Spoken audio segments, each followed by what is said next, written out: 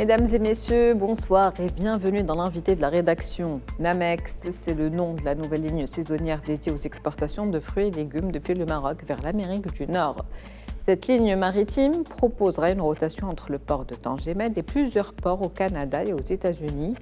6 escales sont prévues. Le temps de transit se fera pour Tanger-Halifax en 7 jours et pour Tanger-Philadelphie en 13 jours. Une ligne qui se distingue par l'utilisation d'une technologie de pointe pour préserver la qualité et la fraîcheur des produits transportés.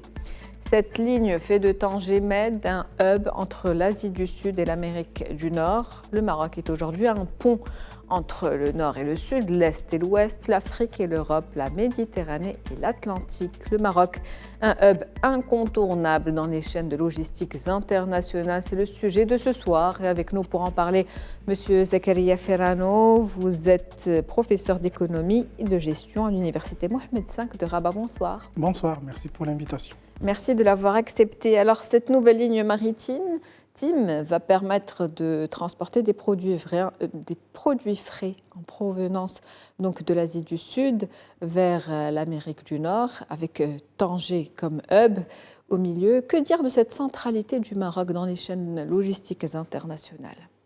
Très bien, c'est une ligne qui vient confirmer le fait que le Maroc constitue un connecteur en termes de chaîne de valeur à l'international. Et donc l'existence ou je dirais la création de Namex, ça veut dire la nouvelle ligne qui permet un peu d'introduire pas uniquement le lien entre le Maroc et les États-Unis ou le Canada, ou je dirais le nord du continent américain, mais également ça permet aussi d'introduire une conception technologique nouvelle qui permet plus de fluidité, plus de flexibilité et également plus d'efficacité en matière de transport, surtout des produits qui sont, je dirais, qui peuvent être touchés par l'usure, ça veut dire les produits agricoles qui viennent soit de l'Asie, soit de l'Afrique et qui partent vers les États-Unis. Et donc inscrire cette nouvelle ligne dans la dynamique internationale et passant par le Maroc, ça permet de concrétiser que le Maroc joue le rôle qui a été déjà évoqué, je pense déjà signalé comme étant un connecteur au niveau des chaînes de valeur à l'international. Et donc aujourd'hui, cette ligne, elle n'a pas uniquement un objectif économique, mais elle a aussi un objectif qui est stratégique. Nous savons que les tensions, et ça se commence à se déclarer de plus en plus de façon intense, les conflits qui sont dans le Pacifique peuvent, je dirais, à un certain moment, toucher un peu la chaîne logistique à l'international. Ça, nous l'avons vécu en expérience lorsqu'il y avait la Covid-19. Nous l'avons vécu également par rapport à ce qui s'est passé entre l'Ukraine et la Russie. Et aujourd'hui, avoir une ligne de substitution qui passe par le Maroc, ça permet de conforter le commerce international et aussi de s'inscrire dans cette nouvelle logique de donner à l'Atlantique une vision encore différente de remplacement, de substitution, aussi de valeur ajoutée qui peut venir dans le futur dans le commerce international. Et donc aujourd'hui, je crois que, premièrement, si je prends les choses de façon microéconomique, le Maroc est déjà en ligne avec les États-Unis parce que nous avons des accords de libre-échange qui ont été signés à partir de 2006. Et donc, automatiquement, oui, le Maroc... Aujourd'hui, l'Afrique peut bénéficier de cela déjà. Oui, parce que lorsque la marchandise transite, on a vécu ça en Europe, il y a beaucoup d'exemples, il y a l'Espagne, il y a la Lituanie, il y a aussi l'Ukraine qui ont bénéficié un peu de cet avantage en termes de libre-échange avec des pays qui sont, où ils jouent un peu le rôle de connecteur. Pivot, on dit du Maroc voilà, c'est ce qu'on appelle les connecteurs à l'international. Donc le Maroc, lorsqu'il a cet accord de libre-échange, actuellement, Maroc, États-Unis, nous sommes déficitaires, donc il y a des échanges. Je prends les statistiques de 2022, on est à 62 milliards de dirhams d'échanges. Il y a presque plus de 50 milliards qui sont des échanges qui vont en termes d'importation, ça veut dire que c'est le Maroc qui bénéficie des produits. Il n'y a uniquement que 15 ou 14 milliards qui vont en termes d'exportation. Mais aujourd'hui, si on inscrit cette ligne dans une logique où le Maroc va jouer un peu le rôle de connecteur entre l'Asie, l'Afrique et aussi les États-Unis, ça pourra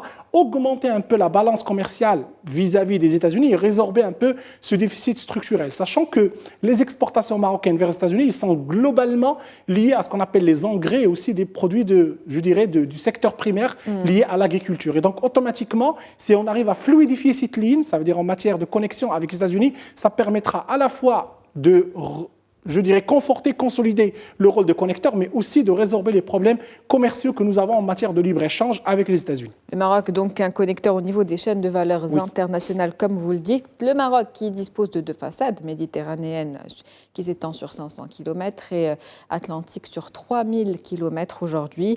Donc, le Royaume, qui dispose aussi de plus de 40 ports et d'une quinzaine de ports qui sont ouverts vers l'international. Est-ce qu'on peut parler aujourd'hui d'un Maroc qui aspire à devenir une puissance maritime régionale de première importance? Très bien. Puissance maritime, on n'est pas encore là. Je pense que la vision de Sa Majesté, elle est claire. Il faut avoir ce qu'on appelle une flotte maritime qui pourra, disons, donner la compétitivité au Maroc en matière de, je dirais, de commerce international et également de devenir un peu un vrai connecteur à l'international. Ce qu'on est aujourd'hui, dont on jouit aujourd'hui par rapport à notre avantage concurrentiel, c'est de 3 éléments. Premièrement, c'est que nous avons un premier port au niveau africain. Et le troisième port, je pense, au niveau international, c'est en fait, en termes de transactions, je dirais avec les États-Unis, c'est le port de Tangimed. Et ça, c'est un avantage concurrentiel très important. Premier au niveau Afrique, deuxième au niveau pays arabes. Voilà. Et troisième, je pense, avec les relations avec les États-Unis.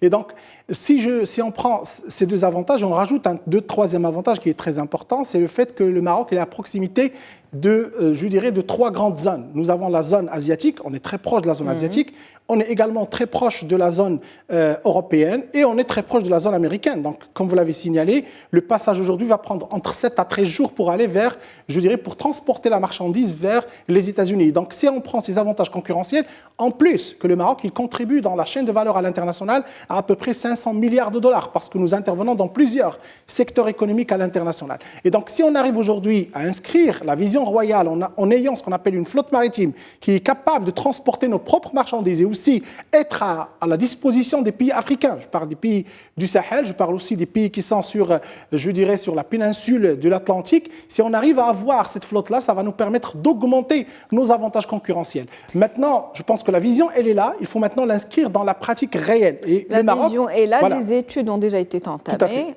Donc on en est où par rapport à cela ? Bon, je pense que c'est un projet qui n'est pas sur le court terme, c'est un projet sur le long terme. Et ça nécessite également des investissements qui sont colossaux. Et je pense que le Maroc, il doit avoir, il doit avoir une vision qui n'est pas uniquement unilatérale par rapport à la vision d'avoir une flotte maritime. Et je pense que ça a été dit directement par Sa Majesté. Il faut avoir une flotte maritime qui est pour l'Atlantique. Et là, ça nécessite normalement la consolidation des efforts de plusieurs pays. Et je pense que marchande. Voilà, marchande pour l'ensemble des pays qui sont sur l'Atlantique. Et je pense que nous avons beaucoup de pays qui ont... On est à 23 pays. Voilà, 23 pays. Nous avons des pays qui sont très forts en matière maritime. Si je prends l'Afrique du Sud, si je prends le Maroc, si je prends aussi le Luma, etc., nous avons plusieurs pays qui peuvent davantage contribuer à la création de cette flotte maritime qui n'est pas chose aisée. Je pense que c'est un investissement sur le long terme. Mais aujourd'hui, tous les prémices en matière de, stratégique et géopolitique, ils affirment que le fait que l'Atlantique va commencer à jouer un rôle très important, surtout que les risques et les incertitudes par rapport aux ports qui sont sur le Pacifique commencent à devenir de plus en plus importants. Et donc là, il faudra émerger une nouvelle voie de transition, une nouvelle voie par laquelle les marchandises vont transiter. Je pense que le Pacifique, c'est la solution et le Maroc pourra jouer un rôle très important. Pour 2 raisons, nous avons déjà le port Tangimed et deuxièmement, nous sommes en train de mettre en place le port de Dakhla qui est un port très important en matière de connectivité entre l'Afrique, l'Asie et les États-Unis. Absolument. Et comment cette flotte maritime, justement, peut booster les investissements dans cette région ? Très bien. Comment il va booster ? Premièrement, si on est en train de construire une flotte maritime, donc automatiquement, vous allez construire avec elle l'écosystème y afférent. Et donc l'écosystème, ça veut dire quoi ? Ça veut dire toutes les entreprises qui vont rentrer dans la dynamique de la création de la flotte maritime. Et là, vous allez être vraiment très attractif en matière d'investissement direct à l'étranger. Nous savons, pour le Maroc, on est dans une dynamique un peu décroissante en termes d'IDE, ça veut dire des investissements directs à l'étranger. Mais je pense que les projets comme la flotte maritime marchande, comme aussi le port de Dakhla, comme ici tous les investissements qui sont en train d'être mis en place en matière d'infrastructures, ils vont drainer encore davantage d'investissements directs à l'étranger. Et donc ça ne permettra qu'accroître la capacité du Maroc à faire de l'investissement. Maintenant, en termes de retombées, économiques, pas uniquement en termes d'investissement, parce que ça permettra d'attirer pour plusieurs raisons. J'évoquerai que 2. Premièrement, le Maroc, il a un élan en Afrique, ça veut dire qu'il est déjà en Afrique. Et donc là, avoir une flotte maritime, ça va faciliter un peu de drainer toute la production africaine vers le monde extérieur. Là, je parle du gaz avec Nigeria, je parle aussi des richesses naturelles au niveau de l'Afrique. Et donc là, ça va attirer des investissements et les investisseurs à l'international. Et on a des preuves. vous avez l'Émirat arabe uni qui est déjà rentré avec le Maroc dans cette conception. Et ce n'est pas un simple fonds, c'est des fonds, je dirais, en milliards de dollars qui vont venir et investir en Maroc. Et ils vont venir pourquoi? Parce que c'est de l'infrastructure qui est très importante. Et entre autres, vous avez la flotte maritime qui va être mise en place dans le futur. Deuxième élément très important, c'est qu'il ne faut pas oublier que le Maroc jouit d'un capital humain très important. Ça veut dire que nous avons la confiance dans la capacité du capital humain à créer de la richesse. Nous l'avons confirmé dans plusieurs secteurs. Là, nous l'avons confirmé dans l'aéronautique, l'automobile. Plusieurs secteurs, nous avons confirmé que nous avons la capacité de mener des investissements de grande allure. Et donc, automatiquement, avec ces deux facteurs, je pense que s'inscrire davantage dans des investissements comme l'infrastructure maritime, ça permettra de drainer davantage d'investissements. Maintenant, les retombées économiques, c'est ça ce qui est le plus important. On va en parler tout à l'heure des retombées économiques, mais parlons avant tout des défis auxquels on va devoir faire face pour la constitution de cette flotte maritime marchande. Très bien. Les défis, moi, je peux prendre... Vous l'avez dit, c'est un projet à long terme. Oui, tout à fait. C'est pas sur le court terme, c'est le moyen et long terme. On peut s'inscrire sur un moyen et long terme. Parce qu'il y a parmi les défis qui sont très importants, premièrement, il ne faut pas oublier qu'on rentre dans un domaine où vous avez de la concurrence qui est déjà en place. L'Atlantique, il est déjà desservi par deux grandes, je dirais, structures, des structures européennes et asiatiques. Et donc, automatiquement, et ça, je ne dirais pas que c'est malheureux, mais les règles du commerce international sont faites ainsi. Vous avez l'Europe, c'est la flotte maritime européenne et la flotte maritime asiatique qui est en train de travailler sur tout l'Atlantique. Et donc, automatiquement, si le Maroc et l'Afrique, pas uniquement le Maroc, mais tous les pays qui sont sur l'Atlantique, veulent créer de la flotte maritime, ils vont trouver de la concurrence qui est très importante. La concurrence, ça va être sur le plan géopolitique, mais ça va être aussi sur les économies d'échelle, parce que nous n'avons pas les économies d'échelle des autres entreprises qui sont déjà là. Et donc là, vous avez à la fois en termes de qualité et en termes de coût, un défi très important à surmonter, et aussi un défi sur le plan géopolitique, parce que n'oublions pas, les partenaires européens et les partenaires asiatiques sont très importants pour les équilibres économiques, surtout que la Chine, par exemple, est un grand investisseur en infrastructure en Afrique, et également l'Europe. Vous savez très très bien que beaucoup des pays européens ont des intérêts qui sont, je dirais, interconnectés au niveau de l'Afrique. Et donc ça, c'est un premier défi très important. Le deuxième défi qui est le plus important pour la flotte maritime, je pense que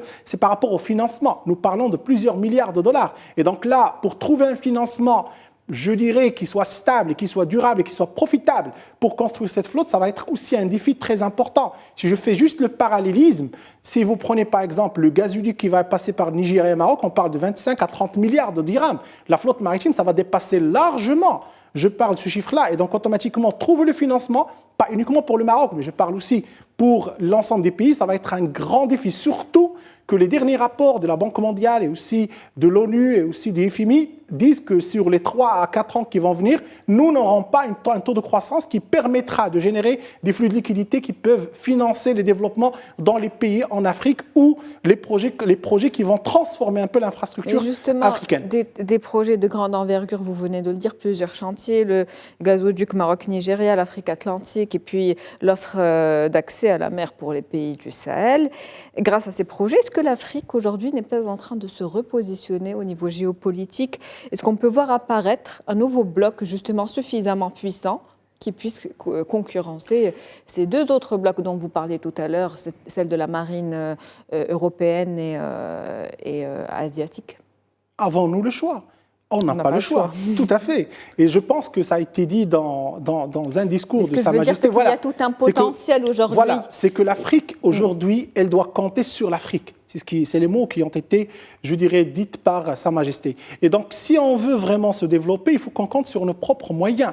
Aujourd'hui, il devient inacceptable que l'Afrique, avec l'Atlantique qui est là, ne puisse pas contribuer au commerce international de façon très importante. Et puis l'Afrique qui dispose de grandes ressources. Oui, on dispose, mais aujourd'hui, ce qui fait mal, c'est que sur les 20 premiers ports à l'international, vous avez 18 qui sont chinois, sachant que le chemin vers la Chine est plus lent que le chemin passant par l'Atlantique. Et donc, automatiquement, nous avons un potentiel à desservir à l'international le commerce international à travers l'Atlantique. Et donc là, l'Afrique n'a pas le choix. Elle doit partir dans cette direction. Et c'est la vision royale qui a été mise en place, qui a été dite et qui a été sifflée dans plusieurs discours. Et donc, automatiquement, aujourd'hui, lorsqu'on parle d'un bloc, moi, je suis tout à fait convaincu que l'Afrique doit construire un bloc.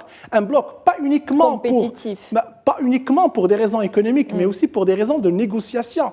Aujourd'hui, l'Afrique, pour qu'elle puisse négocier, elle devra avoir des facteurs clés de succès en termes de négociation. Aujourd'hui, lorsqu'on négocie, ce n'est pas uniquement de la politique, c'est aussi de l'économique. Et si vous êtes très important en matière économique, ça veut dire si vous influencez, je dirais, la croissance mondiale, vous avez votre capacité à dire un mot. Regardez, la Chine, dans les années 80, la Chine ne représentait rien sur le plan économique. Aujourd'hui, à travers son poids économique, sa taille et sa contribution au PIB international, elle peut intervenir aussi sur le plan politique. Et donc l'Afrique aujourd'hui, c'est un grand continent, il a des richesses naturelles qui sont exorbitantes, il a aussi des moyens humains qui sont très importants, il a un futur qui est vraiment très positif et favorable sur les 10 ans et 15 ans parce que vous avez une classe moyenne qui est en train d'émerger, vous avez la jeunesse de la population qui est très importante, ça veut dire un capital humain qui est capable de servir toute la planète et vous avez aussi un Atlantique qui prend plusieurs milliers de kilomètres et donc automatiquement vous avez les moyens pour devenir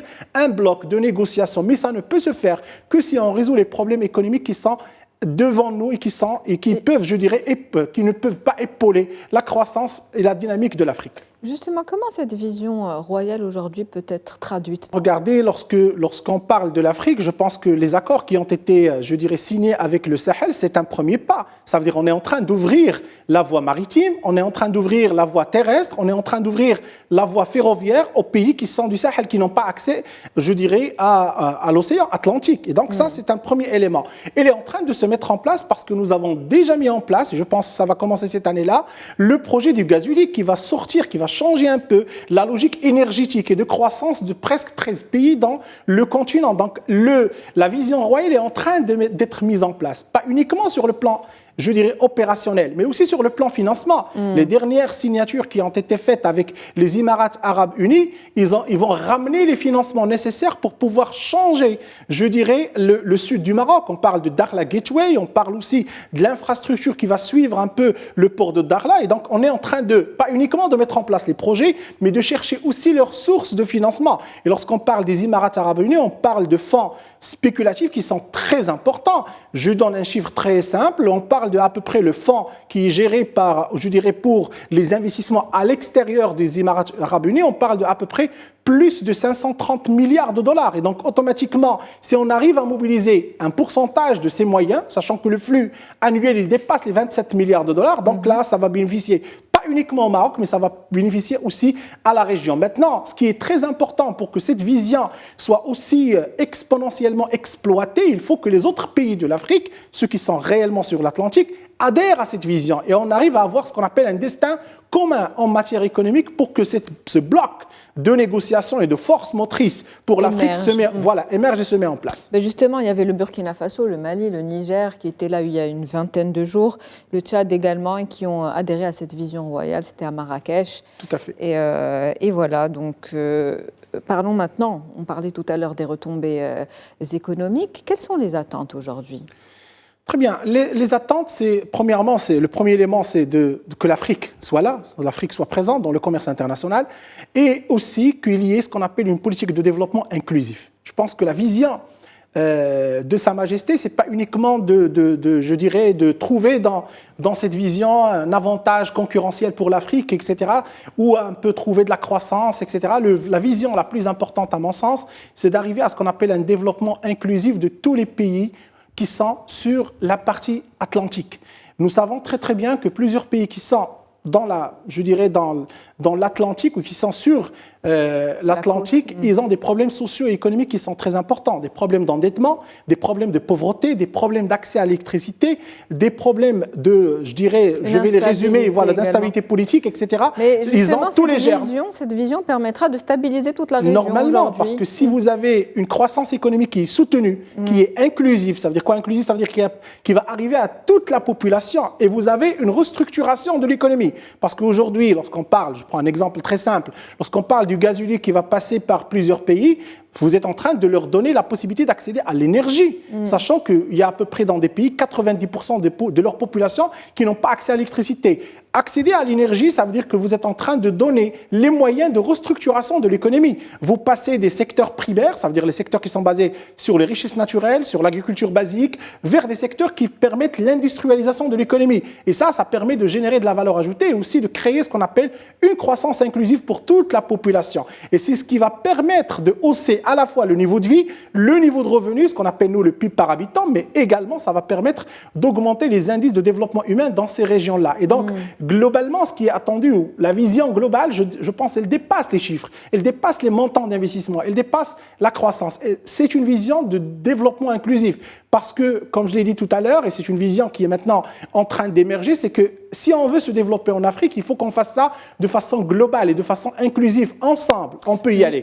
Et donc là, pourquoi je dis ensemble? Parce que nous avons des complémentarités. Une approche basée sur la coopération, le développement commun, travailler ensemble pour répondre aux problématiques africaines, et surtout que nous sommes complémentaires. Vous avez des pays qui ont des énergies qui sont des fossiles, des énergies fossiles. Vous avez du pétrole, vous avez des pays qui ont des richesses en termes de matériaux, ça veut dire vous avez, je dirais, de l'or, etc. Vous avez des pays qui ont des capitaux humains, etc. Et comment on peut s'opérer justement cette coopération entre les pays africains? On parle de 23 pays aujourd'hui, n'est-ce pas? Sur l'Atlantique. Mais maintenant, je pense que la première des choses, c'est un peu l'activation de je dirais, les accords de libre-échange africains, ce qu'on appelle la ZLECAf. Et donc ça, c'est très important pour pouvoir un peu, je dirais, arriver à cet objectif de développement inclusif entre les pays. Cela nécessite plusieurs éléments. Il faut résoudre les problèmes qui sont liés à l'infrastructure, parce qu'on ne peut pas avoir une zone de libre-échange si on n'a pas une capacité d'accès à tous les pays. Je pense que l'accord avec les pays du Sahel, ça rentre dans cette logique-là. Deuxièmement, vous avez aussi ce qu'on appelle, je dirais, l'uniformisation, je dirais, uniformée de façon, je dirais, potentiellement faisable, ce qu'on appelle les barrières douanières, parce que là, ça pose énormément de problèmes entre les pays. On ne peut pas avoir, je dirais, une zone de libre-échange si on n'a pas une certaine, je dirais, homogénéité en termes de droits douaniers. Il y a un troisième élément, ou deux éléments que je peux rajouter, c'est ce qu'on appelle la circulation, ou la libre circulation des capitaux et des personnes. Donc ces deux éléments aussi sont très importants pour pouvoir donner cette dynamique commerciale et dynamique d'investissement au sein de l'Afrique. Maintenant, le chemin est là, je pense que la zone de libre-échange africaine est en train de se mettre en place et ces problèmes sont en train d'être repensés de façon un peu différente pour que l'Afrique puisse bénéficier de ce qu'on appelle les avantages concurrentiels entre les différents pays. Aujourd'hui, on sait très très bien que les problèmes douaniers posent des problèmes en termes d'échanges commerciaux, l'accessibilité à l'infrastructure pose énormément de problèmes et également l'exportation de la richesse africaine pose énormément de problèmes. Vous avez des pays qui n'ont accès ni à je dirais, à l'océan Atlantique, ni aussi à d'autres ouvertures maritimes.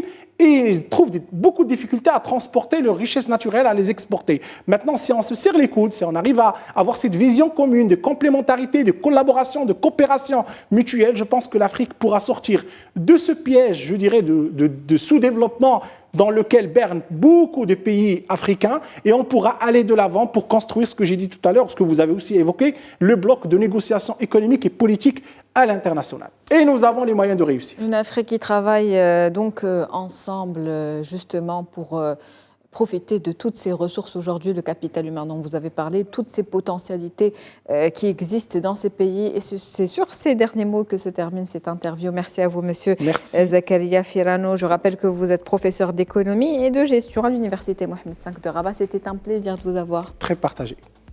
C'est la fin de cet entretien. On se retrouve demain pour une nouvelle thématique. Merci à vous pour votre fidélité.